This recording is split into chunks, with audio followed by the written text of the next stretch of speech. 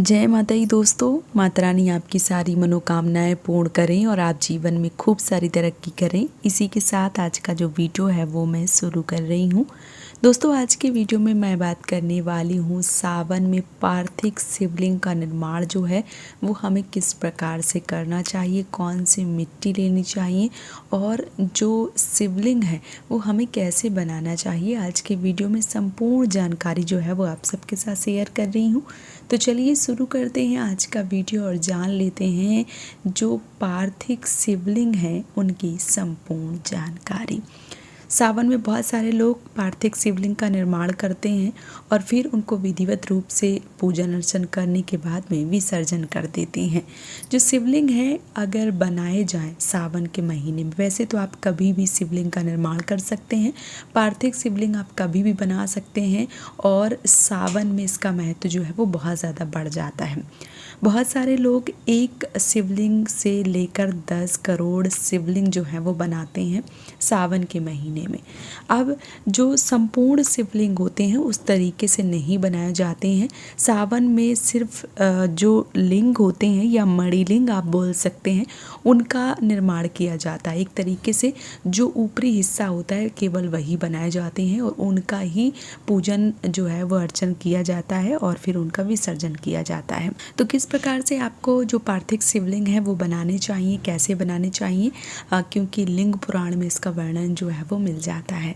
तो सबसे पहले अगर आप जो पार्थिव शिवलिंग है उनका निर्माण करना चाहते हैं तो आपको विशेष रूप से साफ मिट्टी जो है उसका चयन करना चाहिए। साफ मिट्टी जो है वो ऐसी मिट्टी जहाँ पर गंदगी एकत्रित ना हो, जो मिट्टी साफ हो, जिनका हम पूरी विधिवत रूप से शिवलिंग का निर्माण करने के बाद में पूजन अर्चन कर पाएँ, वो मिट्टी जो है वो लेनी चाहिए। यहाँ पे आप गंगा या यमुना जो है उनकी मिट्टी भी लेके जो शिवलिंग है वो बना सकते हैं। कुल मिला के साफ मिट्टी जो है वो होनी चाहिए। बहुत सारे लोग तालाब की मिट्टी जो है वो भी लेके शिवलिंग का निर्माण करते हैं। तो अगर आप मिट्टी ला रहे हैं कहीं से भी, मान लीजिए जहाँ जगह आपको साफ स्वच्छ दिखती है वहाँ से मिट्टी जो है वो लेकर आ रहे हैं, तो मिट्टी को आप घर लाने से पहले गंगा जल जो है वो छिड़काव जरूर कीजिए ताकि जो मिट्टी है वो शुद्ध हो जाए। उसके बाद सुबह ब्रह्म मुहूर्त में जो मिट्टी है वो गीली करें और फिर जो शिवलिंग है उनका निर्माण करना चाहिए। माना जाता है कि शिवलिंग का निर्माण करने से अकाल मृत्यु से बचा जा सकता है। साथ ही साथ शिवलिंग का निर्माण छोटे बच्चे से लेकर विवाहित स्त्रियां, बच्चे या जो पुरुष भाई हैं या जो लड़कियां हैं वो सब शिवलिंग का निर्माण कर सकती हैं।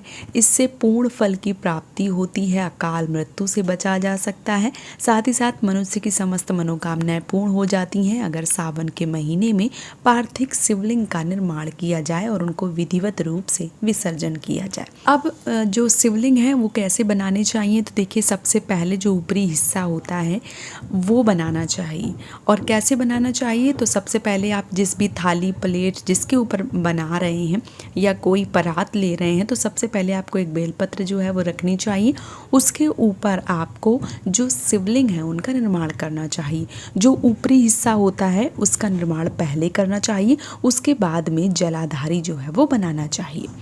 जो शिवलिंग है, जो पार्थिव शिवलिंग है, उनकी सबसे पहले अगर पूजन अर्चन की बात की जाए तो माता जानकी ने सबसे पहले पार्थिव शिवलिंग बनाकर और उनकी विधिवत रूप से पूजा अर्चना की थी। तब से इनका महत्व जो है वो बहुत ज़्यादा बढ़ जाता है।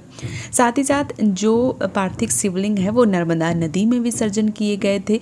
तो बहुत सारे लोगों का ऐसा भी मानना है कि जो नर्मदेश्वर शिवलिंग है वो एक तरीके से पार्थिव शिवलिंग है, उनको मिट्टी से ही बनाया गया था, इसीलिए उनको नर्मदेश्वर का नाम जो है वो दिया गया है। तो जो शिवलिंग है वो बनाए जाते हैं, विधिवत रूप से उनकी पूजन अर्चन जो है वो किया जाता है। जब आप शिवलिंग का निर्माण करने जा रहे हैं तो आपको सबसे पहले पूर्ण शिवलिंग बनाने चाहिए।